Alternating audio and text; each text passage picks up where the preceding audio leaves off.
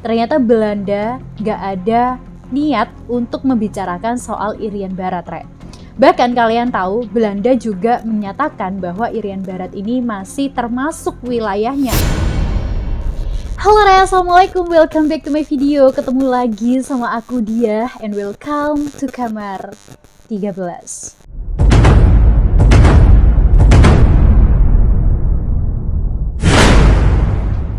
Oke, arek-arek Kamar 13 ku sayang, di videoku kali ini aku akan membahas tentang konspirasi sejarah Indonesia. Mungkin banyak dari kalian yang sudah tahu tentang sejarah panjang bangsa kita selama 76 tahun. Tapi di videoku kali ini aku akan membahas tentang beberapa konspirasi panjang sejarah Indonesia yang banyak dari kalian yang mungkin nggak tahu. Terserah kalian mau percaya atau enggak, tapi ternyata konspirasi ini banyak banget dipercayai, baik itu dari dalam Indonesia atau dari orang Indonesia sendiri, maupun juga dari luar negeri yang banyak dari kalian yang aku yakin nggak tahu tentang hal ini. So, biar kalian nggak penasaran lagi, Rek, makanya langsung aja kita mulai masuk ke videoku kali ini. Tapi aku ingatkan lagi untuk kalian, jangan lupa untuk klik dulu tombol like, comment, share ke teman-teman kalian yang lain, dan jangan lupa untuk subscribe supaya aku semakin semangat, Rek, untuk upload video-videoku berikutnya dan tentunya channel ini semakin berkembang. And langsung aja kita mulai. Check it out. Oke, yang pertama kali akan kita bahas adalah konspirasi Freeport. Nah, banyak dari kalian yang tahu dan udah nggak asing lagi sama yang namanya perusahaan Freeport. Nah, Freeport adalah sebuah perusahaan tambang, tembaga, dan juga emas yang paling besar di Indonesia. Freeport sendiri memiliki wilayah yang kekuasaan penuh di daerah bumi Papua. Oke, jadi Freeport itu mendapatkan kekuasaan ini, Rek, melalui sebuah perjanjian kontrak karya setelah beberapa bulan presiden dilantik. Ya, mungkin kalian banyak yang bilang kalau kenapa nggak mau nyebutin aja gitu kan, ya buat jaga-jaga aja sih. Aku juga nggak mau kalau misalkan akunya sendiri juga kecakot. Tapi ini sekedar share buat kalian tahu bahwa sejarah panjang Freeport yang saat ini juga masih menjadi konspirasi. Nah, tahukah kalian, Rek, bahwa di balik perjanjian ini ada cerita yang sangat rumit, panjang, dan juga penuh konspirasi yang sampai saat ini menjadi konspirasi penuh dari perusahaan Freeport. Nah, coba kita inget-inget lagi setelah sejarah terjadinya Perang Dunia Kedua, ya kita semua tahu bahwa Belanda ingin kembali lagi ke Indonesia untuk menguasai Indonesia. Tapi udah keduluan sama Indonesia menyatakan kemerdekaannya kan. Tapi ternyata setelah kemerdekaan Indonesia ini, ternyata Belanda itu nggak terima, Rek, kalau misalnya Indonesia ini merdeka. Nah, akhirnya, Rek, di konferensi meja bundar, mau nggak mau Belanda ini mengakui tentang kemerdekaan Indonesia. Tetapi, ada tapinya, Rek. Belanda enggan melepaskan daerah ataupun juga wilayah Indonesia bagian timur, tepatnya wilayah Irian Barat. Nah, Belanda pun juga tidak pernah memaparkan secara resmi kenapa alasannya dia nggak mau untuk mengakui kemerdekaan Indonesia bagian Irian Barat. Tapi di balik itu pastinya kita semua udah tahu dong alasannya Belanda kenapa nggak mau ngelepasin bagian Irian Barat. Nah, sebenarnya, Rek, pada saat itu Belanda itu sudah mengetahui kalau di daerah ataupun juga wilayah Irian Barat itu ada sebuah gunung yang memiliki tinggi 180 meter yang di dalamnya banyak sekali tembaga dan juga emas. Gunung ini adalah Gunung Esberg. Dan kemungkinan besar gunung inilah yang menjadi alasan Belanda untuk tidak mau melepas Irian Barat. Nah, di konferensi meja bundar ini, Rek, Belanda mengatakan nanti kita sendiri akan melanjutkan pembicaraan tentang pelepasan Irian Barat. Dan Indonesia pastinya tetap nunggu dong, Rek. Tapi setelah setahun setelah konferensi itu berakhir, Rek, ternyata Belanda gak ada niat untuk membicarakan soal Irian Barat, Rek. Bahkan kalian tahu, Belanda juga menyatakan bahwa Irian Barat ini masih termasuk wilayahnya ataupun juga termasuk provinsi dari Belanda itu sendiri. Bahkan, Rek, kalian tahu nggak sih Belanda ini ternyata mengirimkan seorang profesor untuk mendatangi Gunung Esberg. Dan di waktu yang bersamaan ternyata ada sebuah perusahaan emas yang bernama Freeport yang memang sedang gulung tikar. Nah, Freeport ini sendiri gulung tikar karena memang kekuasaan dari tambang emasnya ini direbut oleh kekuasaan lain, yaitu kekuasaan Fidel Castro. Dan dari hal ini, Rek, menyebabkan Freeport untuk mencari tambang lain. Dan setelah mendengar bahwa Belanda ini sedang melakukan penyelidikan terhadap Gunung Esberg, ya, Freeport datang ke Indonesia Bahkan Rek, salah satu petinggi Freeport yaitu Fairbanks Wilson ini langsung terbang ke Indonesia dan melakukan perjanjian dengan East Borneo Company untuk melakukan kontrak kerjasama yang lebih lanjut tentang Gunung Esberg. Dan hal ini pastinya membuat Indonesia, terutama Presiden Soeharto, langsung marah. Indonesia juga membawa hal ini Rek hingga ke PBB, tapi sama PBB tidak pernah didengarkan, nggak pernah digubris.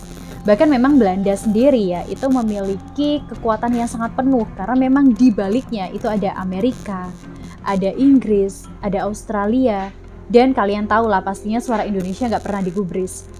Dan kalian tahu Rek, ternyata Presiden Soekarno kita ini adalah presiden yang sangat-sangat pintar. Presiden Soekarno melakukan sebuah skenario. Indonesia pada saat itu menyatakan sejak awal tidak memihak kepada pihak Amerika maupun juga Uni Soviet.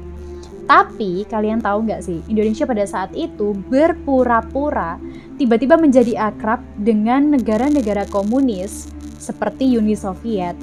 Bahkan pada saat itu, Presiden Soekarno ini juga beberapa kali pergi ke Beijing dan juga Moskow. Di mana pada saat itu Presiden Soekarno yang pastinya diterima dengan baik dong oleh pihak Uni Soviet gitu.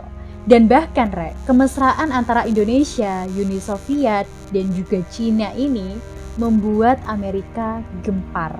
Amerika takutnya kalau misalnya Indonesia ini memihak kepada Uni Soviet. Dan pastinya Indonesia akan menjadi negara komunis gitu. Nah ternyata Rek, dengan waktu yang bersamaan juga ada salah satu agen CIA dari Amerika yang memang tertangkap di Indonesia. Dan hal ini dimanfaatkan oleh Presiden Soekarno untuk menjadi kartu yang sangat amat besar untuk mendapatkan kembali dari Amerika Rek. Dan benar aja dong, pada saat itu Presiden Amerika yaitu John Kennedy langsung memanggil Presiden Soekarno untuk datang ke Washington Rek. Dan kalian pernah pasti tahu dong foto dari Presiden Soekarno dan juga John F. Kennedy ini sangat akrab gitu kan. Dan ini bisa dikatakan adalah awal dari hubungan harmonis Indonesia dan juga Amerika Serikat gitu. Nah sementara hubungan Indonesia dan juga Amerika ini sudah harmonis Rek, Amerika yang memang awalnya mendukung Belanda untuk menguasai wilayah Irian Barat, pada saat itu langsung balik arah untuk mendukung Indonesia dan menyuruh Belanda untuk segera melepaskan Irian Barat untuk Indonesia kalian tahu. Bahkan pada saat itu nggak tanggung-tanggung Rek, Amerika mengancam kepada Belanda kalau misalnya mereka tidak mengikuti keinginan Indonesia. Gak hanya sampai di situ, Amerika bahkan sampai mengancam Belanda kalau misalnya mereka tidak mengikuti kemauan Indonesia, mereka akan mencopot bantuan ekonomi kepada Belanda, yang pada saat itu kita tahu bahwa Belanda sangat membutuhkan bantuan ekonomi. Dan mau gak mau, Belanda akibatnya melepas Irian Barat dari tangannya. Nah sekarang Belanda ini tahu Rek, bahwa mereka tidak bisa melepaskan Irian Barat dan juga Indonesia dari luar. Dan otomatis mereka membuat strategi gimana caranya untuk melepaskan Irian Barat dan juga Indonesia dari dalam. Yang pastinya kita tahu dengan cara membuat gerakan Papua Merdeka. Nah saat masalah ini dibawa lagi ke PBB Rek, dengan dukungan Amerika, Irian Barat berhasil jatuh ke tangan Indonesia. Tapi Rek, nanti akan ada pemilihan secara langsung. Ada pemilihan kepada warga Papua untuk memilih ingin bergabung ke NKRI atau mereka ingin menjadi negara sendiri. Nah, melewati perjanjian New York, Irian Barat diserahkan kembali ke Indonesia. Dan pastinya hal ini membuat Freeport yang berharap untuk menguasai Gunung Freeport menjadi marah Rek. Dan tiba-tiba nggak tahu entah kenapa John F. Kennedy ini ditembak mati. Dan pastinya hal ini penuh sekali konspirasinya Rek. Dan sampai sekarang kematian dari John F. Kennedy ini sendiri juga belum terungkap. Dan setelah kematian dari John F. Kennedy sendiri, otomatis Indonesia kehilangan kekuasaan penuh dong Rek untuk mendapatkan dukungannya. Nah sampai sini kalian paham kan maksudku konspirasi atau juga letak konspirasinya ini di mana? Nah kalian tahu Rek, gak lama kemudian terjadilah perebutan antara Borneo di Kalimantan Utara antara Indonesia dan juga Malaysia. Nah, di sini Soekarno melakukan sebuah gerakan yang kita tahu disebut dengan Ganyang Malaysia. Dan kita semua tahu bahwa gerakan Ganyang Malaysia ini ternyata tidak banyak disetujui oleh para petinggi Angkatan Darat. Dan satu-satunya kelompok yang menyetujui hal ini adalah PKI. Nah, dari sinilah hubungan antara PKI dan juga Soekarno ini mulai dekat. Nah, kita semua tahu bahwa di belakang Malaysia ini ada Inggris. Dan Inggris merupakan sekutu Amerika, Nah, Amerika yang pada saat itu dipimpin oleh Presiden Lyndon B. Johnson, sekarang tidak lagi memihak Indonesia. Bahkan, mereka juga tidak mau bertengkar dengan Inggris. Nah, di sini, berarti Amerika ini memihak Inggris. Nah, menurut Amerika sendiri, Indonesia ini tidak pernah berterima kasih kepada Amerika, padahal ya Amerika ini sudah memberikan Irian Barat kepada Indonesia. Dan lagi-lagi dekatnya Presiden Soekarno dan juga PKI ini kembali membuat Amerika takut Indonesia menjadi negara komunis. Dan dari sinilah Amerika mulai merencanakan skenario untuk menggulingkan Presiden Soekarno. Nah, anehnya di sini, ternyata salah satu petinggi Freeport, yaitu August de Silong, ini berteman baik dengan Presiden Amerika. Nah, bahkan, beberapa bulan sebelum terjadinya gerakan G30 SPKI, Augustus ini dijadikan penasehat intelijen kepresidennya Amerika, yang pastinya membuat beliau mondar-mandir ke Jakarta. Nah, aku yakin ya, pasti di sini kalian udah tahu apa yang terjadi. Presiden Soekarno tumbang dari jabatannya dan dilanjutkan dengan kepemimpinan Presiden Soeharto. Nah, melalui tangan Ibnu Sutowo dan juga Julius Tahija, orang kepercayaan Presiden Soeharto, mereka ini bertemu dengan pihak Freeport di Swiss.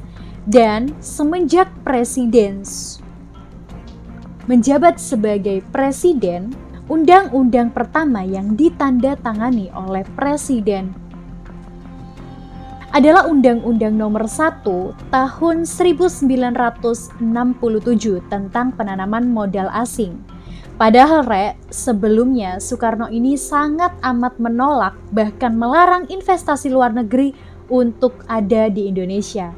Nah, setelah undang-undang baru ini terbit di tahun 1967, lewat kontrak karya, Indonesia memberikan hak kelola sumber daya alam di Irian Jaya kepada Freeport. Dan itulah bagaimana gunung emas yang bernilai miliaran dolar Amerika jatuh ke tangan Freeport. Kita semua tahu bahwa Gunung Esberg adalah gunung yang berisi emas, tembaga, dan juga perak terbesar di dunia.